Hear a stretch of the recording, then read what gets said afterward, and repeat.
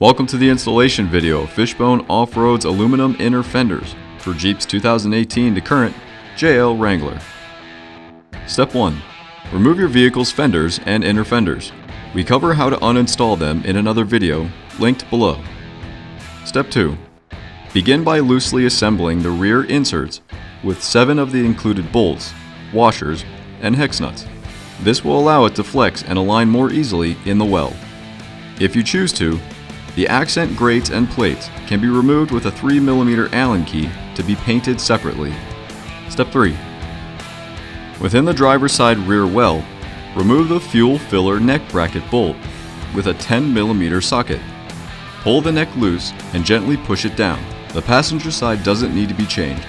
If your vehicle has our JL tube fenders on, you will need to drill out the rear nutsert and widen the hole with a 3/8 drill bit, as shown.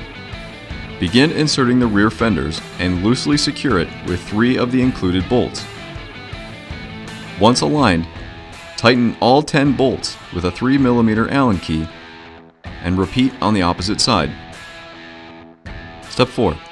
Begin installing the front sets by first drilling these 2 frame holes with a 9/32 drill bit.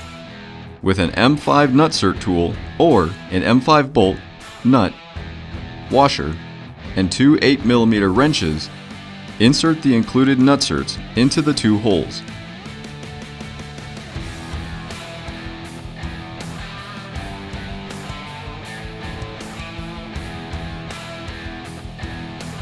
Step 5.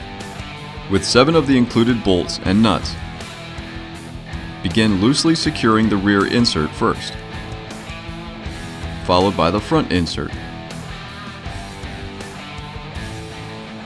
Once aligned, tighten all the bolts with a 3mm Allen key.